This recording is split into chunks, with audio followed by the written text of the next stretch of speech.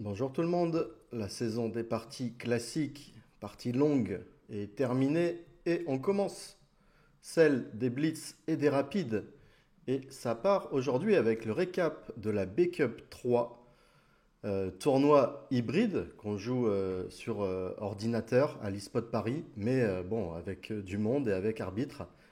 Euh, donc on joue souvent face à face. D'ailleurs, vous pouvez voir le best-of sur la chaîne Blitzstream. La chaîne, c'est le tournoi organisé par Kevin Bordy. Alors là, j'ai le trophée, mais c'est celui de la première édition. Celui de la première édition que j'avais gagné face au capitaine Sébastien Mazet. Deuxième édition, j'avais gagné les qualifs, mais j'ai perdu en huitième de finale contre Laurent Fraissinet.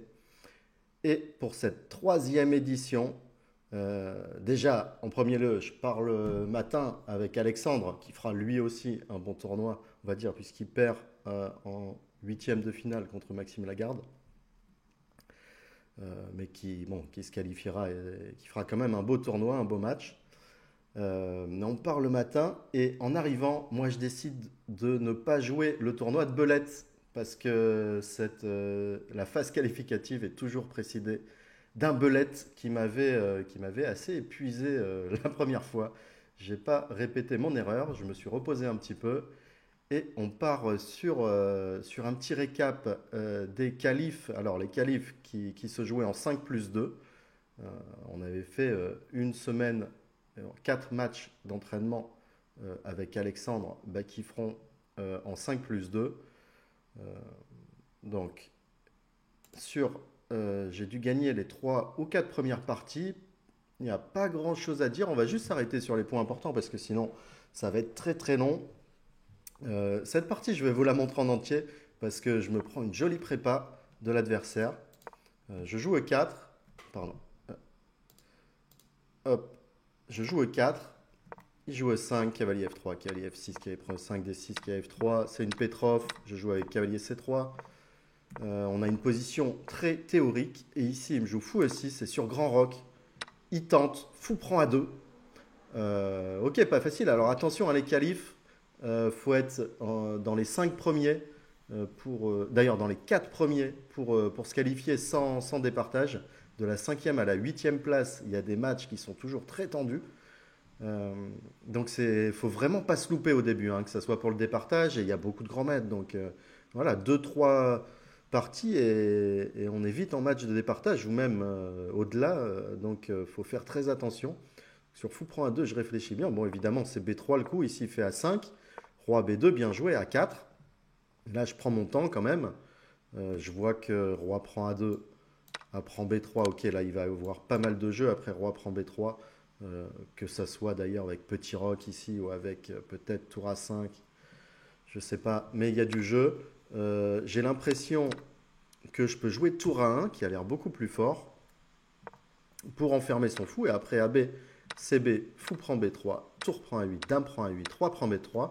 Je pensais bien avoir l'avantage ici, mais il joue dame A1 tempo. Je joue dame B2, logique, dame D1, dame C2, dame A1. Et ici, je décide de continuer avec dame B2, dame D1, dame C2 et répéter les coups. Euh, Parce qu'avec peu de temps, et ça me semblait un peu complexe, ce qui est très drôle, c'est que le directeur de Chesscom France, Nathan, me dira juste après la partie qu'il s'était pris cette prépa il y a quelques années. Alors Nathan, il doit être aux alentours de 22-50-2003, je crois. Je ne sais pas exactement. Mais c'est drôle qu'il se soit pris cette prépa. Après, c'est quelque chose qui marche pas. Faut le savoir en fait. Ici, c'est Dame C1 le bon coup. Je ne l'ai pas joué à cause de cavalier A5, roi C2, Dame A4 échec. Je me suis dit qu'après roi B1, qui est le meilleur coup, mais là, ça devient déjà pas facile à trouver. J'ai vu un petit peu, mais après roi B1, petit roc, je me suis dit, c'est vraiment pas clair. Ici, il faut trouver Dame C2, cavalier B3, Dame A2, et sur Dame E4 échec, roi B2. Et ici, c'est complètement fini. Alors, fallait trouver hein, tous ces petits coups de dame. Ici, c'est complètement fini parce qu'en fait, après cavalier C5, sinon on gagne le cavalier. Ici, on échange, fou prend C5, puis on prend C5, fou C4 et regardez, il y a tout qui arrive, tour E1, on tape. On a tout sorti. Le roi il devient bien plus fort. Donc, je vous repasse juste la séquence qu'il fallait trouver dans cette partie de 5 plus 2. Il me restait peut-être 2 minutes dans cette position. Il fallait trouver Dame C2, Dame C1, K A5, Roi C2, Dame A4, Roi B1, Petit Roc, Dame C2, K B3 et Dame A2. Ok, trop dur. Donc, bon, assez malin, je fais nul. Ronde d'après, je joue contre Chess Queen, vainqueur de la deuxième édition de la Backup. Elle avait battu en demi-finale Laurent Fraissinet qui m'avait éliminé. Et elle avait déjà battu Alexandre en quart. Euh, et donc Alexandre en quart, Laurent en demi en Armageddon et son mari Pavel Trégoubov en finale. Voilà, ça devient déjà une partie de tous les dangers, hein, parce qu'avec 3,5 sur 4, 3,5 sur 5, on serait pas très bien. Je vous montre pas toute la partie parce qu'elle va être très longue, mais le moment clutch, alors elle m'a mis une énorme pression, mais au moment où tout va pour le mieux, je me dis c'est bon, on a passé le moment difficile, ici je vais la gagner. Elle vient de me jouer Dame C4 E2 qui tape H5 et je joue tranquillement Dame F7 qui est une grosse faute. À vous de trouver pourquoi. Sinon, vous pouvez aussi réfléchir au bon coup pour les noirs ici. Ici, le bon coup, c'était Dame H4 pour protéger H5. Alors, c'est pas gagnant pour moi, mais avec peu de temps à la pendule, ok, je vais arriver avec tour F7, tour F8, tour G8, tour F8. J'ai quand même la qualité d'avance et plutôt l'attaque. Mais après Dame F7, je pensais que j'allais juste jouer Dame F3 et que ça allait être fini en quelques coups. Mais ici, elle me joue à tempo l'incroyable tour F1. Et ça me force, Dame prend F1. Pourquoi ça me force? Parce que même si je reste pour protéger H5 en G6, au pire du pire, elle peut jouer tour G1 et sur Dame F7 répéter les coups. Ouais, tour F1, c'était la douche froide. Je fais Dame prend F1, Dame prend H5 et ici c'est nul après Roi G8, Dame G6. On répète les coups. Heureusement, ce n'est pas perdant. Mais c'est encore une nulle, ça devient encore plus dur. Je crois que je gagne une partie difficile hein, juste après. Et ronde 7, je joue avec les noirs contre Daniel Darda. Alors là, c'est super dangereux, hein. Une défaite ici et c'est très dur. Euh, bon, je vous la mets en accéléré. C'était un gambit dame accepté. Alors, c'est la deuxième fois que je fais cette erreur. Hop. Il faut d'abord que j'aille sur la partie. Donc, je lui joue un gambit dame accepté. Ici, il me joue un coup un petit peu risqué, dame C2, qui est pas terrible. Et ici, voilà, là ça devient le moment clutch où j'ai bien réfléchi et j'ai trouvé une très très belle séquence. Fou D5, fou C4, quasiment forcé. Hein, si Dame D3, je fais C4, j'ai un pion de plus l'attaque. Donc fou C4 logique. Et ici, j'ai très très bien réagi et j'ai lavé en jouant fou D5. C'est pion prend D4. Sur fou prend D5, cavalier EC5 qui est très fort, qui tape la dame. Et après, je vais juste prendre en E3 avec une grosse attaque. Il continuera par Dame C2, puis on prend Fou C4, puis on prend F2, Dame prend F2, Cavalier E4. Et on continue. J'ai peut-être pas été méga précis, mais j'ai un gros avantage. Il a peu de temps en plus. Je vous montre juste la fin qui est très jolie. Vous faire réfléchir sur un petit coup. Ici, après Cavalier prend E6, Pion prend E6, Fou prend E6. Est-ce que vous trouvez, évidemment, je peux jouer Roi H8, mais vous pouvez trouver le plus simple. Quand c'est comme ça, on joue à l'économie, hein. Même si cavalier prend E6, on va gagner, on a une pièce. Roi H8, on va gagner, on a une pièce en plus. Le plus simple ici, c'est cavalier prend E6. Parce qu'ici, il est cloué. Il est obligé de prendre la dame. Et sur dame prend, il y a fou, c'est 5 échecs. Et on se retrouve en finale avec une grosse pièce de plus. Et ici, il a abandonné. Donc, ouais, partie importante. Mais ça ne s'arrête pas. Ronde 8. Je joue encore un grand maître, Axel Delorme. Axel Delorme. Et c'était, ok, une partie compliquée. Mais après mon coup cavalier 3 D4, je vous le mets dans le bon sens, j'ai les blancs. Je viens de jouer ici cavalier 3 D4 dans une espagnole ouverte. Ici, il va faire la grosse bêtise. Fou B6. Pourquoi? Vous avez 3 secondes pour trouver. Mais fou B6, ouais. Un coup kata, parce qu'ici, je joue cavalier prend C6 et regardez. Cette case E7, si dame prend C6, cavalier E7, ça arrive, hein, on blitz comme ça. Et malheureusement, Axel ne pourra pas se qualifier après cette défaite. Bon, il va me jouer fou prend F5. Et ici, je vais choisir de jouer cavalier prend D8. G prend F, c'était encore plus simple. Je ne sais pas pourquoi j'ai pas choisi ça. Peu importe, j'ai gagné une pièce comme ça. Dernière ronde, bon, on a fait une nulle avec Pavel Tregoubov, on se qualifie tous les deux. Première partie d'écart, vraiment une partie très très complexe contre Mylène Farmer, c'est Wojtek Sochaki, vainqueur du Bellet de la seconde édition. Euh, et dans cette position, il m'a joué une ouverture intéressante et après cavalier C3, malheureusement pour lui, il va jouer une grosse erreur. Vous allez comprendre pourquoi, ou essayer de comprendre pourquoi. Tour Fe8. On reviendra après, on va voir comment j'ai gagné après tour Fe8. Et je vous montrerai le bon coup pour les noirs. Tour Fe8, c'était un coup kata. Toujours le problème, hein, en blitz, on prend des décisions rapides. Il y a souvent des erreurs, mais ici, ça n'allait pas à cause de tour prend E8, tour prend E8, cavalier prend G6, H prend G6. Et après, A prend B5. L'idée en général des noirs, c'était de jouer fou prend C3. Mais maintenant, on se rend compte qu'après fou prend C3, eh ben, ce cavalier n'est plus défendu par la tour qui a quitté la case A8. A prend B5. Fou prend A5, ça perd une pièce. Donc, il choisira après A prend B5 de jouer A prend B5. Mais comme fou prend C3 ne peut pas être intercalé, maintenant j'ai juste pris le pion et après qu'il prend dame prend D5, fou prend B4, dame prend, fou prend, dame prend, fou prend. Je me suis retrouvé avec 2 pions d'avance que j'ai convertis assez facilement sur cavalier C3. On peut voir hein, qu'il pouvait jouer cavalier B7, il a juste un pion en moins. Et il y a des compensations parce que mon fou tape ici et on voit AB. Je vais vous montrer la variante, cavalier prend G6. Pardon, pas AB, mais cavalier prend G6 plus précis, sinon mon cavalier il reste, hein, il doit partir, sinon le fou ne pourra pas prendre C3. Cavalier prend G6, H prend G6, A prend B5, maintenant fou prend C3, fou prend C3, AB. Et la position n'est pas si claire à cause de ce fou enfermé. Donc je gagne cette partie, j'arrive à faire nul la prochaine. Et en demi-finale, je joue le champion de France 2019. Et il doit être 26-35, donc c'est gros match.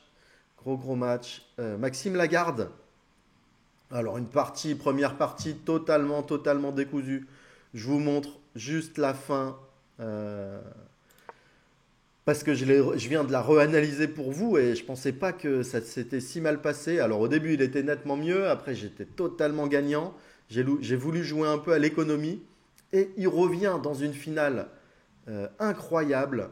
Il revient complètement. Ici, je viens de jouer cavalier B3 qui est kata. Je crois que cavalier E2, ça allait encore. J'étais encore mieux après cavalier E2, mais après cavalier B3, on va voir tous les rebondissements hein, qu'il y a dans cette partie. Pourtant, on est quand même d'assez bons joueurs de blitz. Ici, il joue cavalier prend G5. D'un côté, assez logique. Hein, il est prêt il menace roi G6, cavalier F7 mat. Mais en fait, il joue pour mat, mais il fallait juste jouer tour D8 ici. Et je ne pouvais pas empêcher bientôt la dame. Il fallait que je joue cavalier D4 échec. Tour prend D4. Maintenant, sur tour E8, il a encore tour D8. Je dois faire tour F3. Bon, je suis presque perdant, je vous passe. Ici, il a fait cavalier prend G5. Je fais D2. Roi G6, il veut mat. Et là, je commence à rejouer des très bons coups. Tour E8, seul coup, évidemment, il veut mat avec cavalier F7, donc c'est facile. Mais après H6, tour prend E7, H prend G7, je joue roi G8 tempo. Parce que regardez, si je fais tour prend G7, il menace cavalier F7 mat. Sur D1 dame, il y a cavalier F7 mat. Et du coup, je suis obligé de faire tour E6, cavalier prend E6, D1 dame. Et tour H7, roi G8, tour G7. Donc là, je joue assez bien. Roi G8, pas si simple, hein. Jouer tempo, il me fait cavalier H7. En plus, il y a ce coup, mais j'avais vu tour E6, échec. Cavalier F6, seul coup, tour prend, roi prend. Ici, après tour B8, c'est complètement gagnant. Je ne sais pas pourquoi je vais en C8 d'abord. Il fait B5. Je fais tour B8. Maintenant, s'il fait B6, je veux faire tour prend B6, échec. Évidemment, je ne veux pas prendre tout de suite parce qu'il a tour D8 mat. Et il fait B6 et je ne sais pas pourquoi. Je joue cavalier C5. Là, c'est la cata. Alors, c'est 3 minutes plus 1 seconde dans cette phase de match. 5 plus 2 les qualifs. Là, on est passé en 3 plus 1. 3 plus 1, ça donne vraiment peu de temps. On récupère peu de temps. Là, on jouait sous les 5 secondes depuis quelques coups. Donc, je joue cavalier C5. J'espère juste un tour prend D2 automatique pour cavalier E4 fourchette et prendre. Il bouge la tour. Je me dis, je reviens en B3. Et il va répéter. Évidemment, ici, il pouvait jouer. Il a joué sur tour B3. Il a joué cavalier B3. Oui, il a joué roi E5, complètement incompréhensible, mais bon, ok, incompréhensible comme mes coups hein, d'ailleurs. Ici, il pouvait jouer B7, et il fallait que je trouve une très jolie séquence pour sauver. parce qu'ici, tour prend B7, c'est tour D8, roi H7 et jeu 8 dames ou tour H8 mat. J'ai cavalier C5 encore qui tient, mais après roi G6 qui menace tour H5, tour H8 mat. Je dois défendre par cavalier E6 et sur tour prend D2, tour prend B7, mon cavalier qui tient cette case D8. Et ici, ça va être nul. Tour cavalier contre tour, c'est toujours nul. Heureusement, il me joue roi prend E5, ça craque, roi prend G7. Et je gagne cette partie et j'arrive à gagner, à tenir la seconde. Une longue partie où je tiens la nulle. Et on arrive en finale contre Daniel Darda. Daniel Darda que j'ai battu à la première ronde du Grand Suisse. D'ailleurs, vous avez la vidéo sur ma chaîne, évidemment. Mais très bon joueur de blitz. Il a dans les 26 et quelques, je ne peux pas vous dire exactement. Il m'avait déjà battu en title. Donc première partie, j'ai les noirs. Partie début très intéressant. Et vous voyez la position qu'on a obtenue après une vingtaine de coups. Donc début très intéressant. J'avais un pion de plus, mais mon roi un peu au centre. Et ici, je vais craquer. Je vais jouer fou B5 et il va trouver le très joli que vous pouvez chercher si vous voulez. Je vous le mets dans votre sens cette fois. Ici, il m'a battu avec le très joli tour prend E6 échec. Donc je dois prendre parce que sinon il joue tour prend D6. Il menace tour prend fou. Je suis obligé de jouer roi prend. Le pion, il est cloué. Roi prend obligé. Tour E2 échec. J'ai joué roi D7. Dame prend F7. Roi D8. Dame F6 échec. Et je ne peux pas l'empêcher de prendre ce fou sur échec. J'ai joué roi C8, cavalier prend D6 et j'ai abandonné. C'est bien tomate. Après roi C7, cavalier prend B5. Bref, bon, un massacre. Dernier match, la finale qui se joue en BO4. Best of 4. Donc, bon, ça va, ça me laisse un peu de temps de revenir. Bon, finalement, dès la deuxième partie, je mets la pression. Une berlinoise. Je vous montre la fin de partie. Après fou B7, j'ai joué là, je commence une très très belle séquence. J'ai rarement, enfin, c'est très difficile d'avoir des séquences comme je vais jouer là en blitz. Mais là, je l'ai trouvé. J'étais vraiment très concentré. Un match très difficile. Fou F4, fou prend F4, cavalier prend F4, tour D8, cavalier E6. Et c'est surtout ici, il fallait trouver après cavalier E6, tour prend D1, tour prend D1, fou C8. Pourquoi fou C8? Si je joue tour prend G4, j'ai ma tour qui s'infiltre en D7. Donc il joue fou C8 qui menace G4 et qui menace E6. Et ici j'ai le très très joli cavalier D8 échec qui me donne un temps après roi E8. À noter que sur roi E7 j'ai cavalier C6 échec. Et je vais pouvoir défendre mon pion G4 par roi F3. C'est pour ça qu'il va en E8. Et ici roi F3, je défends G4. Il joue fou D7, très bien joué parce que mon cavalier est à l'intérieur. Je ne peux pas aller en B7 à cause de fou C6 échec. Donc roi F3, fou D7, je joue cavalier E6 et après fou prend E6, je joue pas F prend E6 qui fait nul. Mais tour E1 et je rentre dans une finale de tour gagnante. Il est cloué, il fait roi F7, tour prend E6, tour D8 et ici encore, dernier coup précis. Tour C6 comme ça, quand il rentre en D2, je peux défendre mon pion C2 en lui prenant son pion C5. Il a joué C4, je prends échec, je joue tour C6, B3 et la finale est assez facile. Je vous la mets rapidement, on la montre rapidement. Regardez, après A4 ici.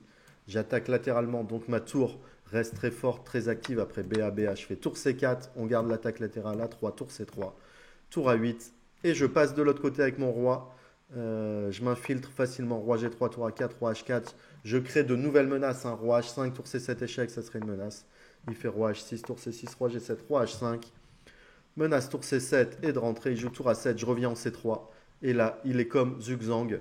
Il me fait roi H7 seul coup, il peut aller ni sur la 7e avec la tour, ni sur la colonne A. 7e, je prends A3. S'il se déplace latéralement avec la tour, je prends A3. S'il se déplace sur la colonne A, j'avais tour C7 échec.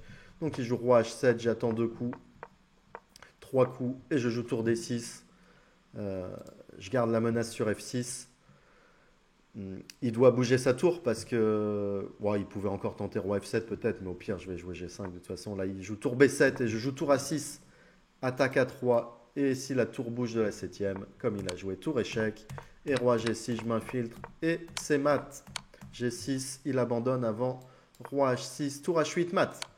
Un partout, 2 prochaines parties, on fait tour jour de nul et on arrive dans la partie coup près de ce match. Qu'est-ce qui va se passer?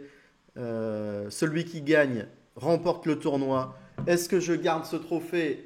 Oui, celui-là, je le garde. Mais est-ce que je remporte de nouveau la B-Cup 3? On va voir ça tout de suite. Il me joue E4, E6, une française, D5, cavalier C3, cavalier F6, fou G5. G prend F6, une ligne que j'ai jouée au championnat d'Europe. Celle-là, vous pouvez la retrouver sur Road to 2007 sur la chaîne Blitzstream. Kevin, l'organisateur de cette B-Cup. Vous pouvez la retrouver exactement. J'ai joué ici Dame D6, mais au championnat d'Europe en mars, j'avais joué le coup petit roc, cavalier E5, fou prend G2 roi, prend G2, tour A7, le coup de Grichouk. Retrouvez l'analyse sur la chaîne de Kevin. Cette fois, je tente le Dame D6, tour E1, cavalier D7, très logique, hein, peut-être pour jouer grand roc. Dame E2, cavalier B6, cavalier E5.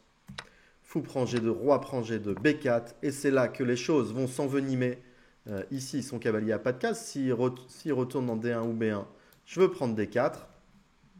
Mais il joue le joli Dame H5 ici. Évidemment, je prends C3. Il joue Dame prend F7, échec. Roi D8, pion prend C3. Sur Dame G7, je tenais encore par Dame D5, échec. Roi G1 et tour E8. Donc Dame D5 hein, pour éviter cette fourchette en F7. Et je gardais la Dame D6. Mais il joue pas cette double attaque Dame G7. Il joue B prend C3, bien joué. Donc il a deux pions pour la pièce. C'est quand même l'attaque. Hein. On voit en plus que la tour E1 tape sur E6. Ici, je joue Roi C8. Anticiper C cavalier F7 quand la Dame bouge. Il joue C4 qui menace C5.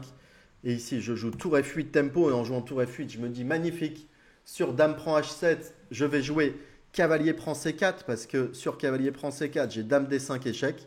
Et je récupère le cavalier. Je vais la gagner cette finale. Tour F8, Dame prend H7. Cavalier prend C4 tempo. Mais en le jouant, je dis non. En jouant cavalier prend C4, je vois que cavalier prend C4. Dame échec. Roi G1. Dame prend C4. Il a Dame prend E7. Et je me retrouve avec deux pions de moins. Et cette finale après tour D8, Dame prend, tour prend D4, tour E8. Je vais malheureusement m'incliner dans cette finale assez facilement. Il y a deux pions de moins. C'est complètement foutu. Ouais, bah ça se joue ici. Hein. Pourtant, c'était une grosse partie jusqu'à là. Je pouvais jouer encore fou F6 tranquillement. Et la position vraiment à double tranchant. Par exemple, C5, Dame D5 échec.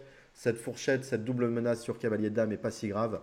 Alors, fou F6, c'était important pour justement se retirer de cette attaque quand la Dame va bouger. Donc, fou F6.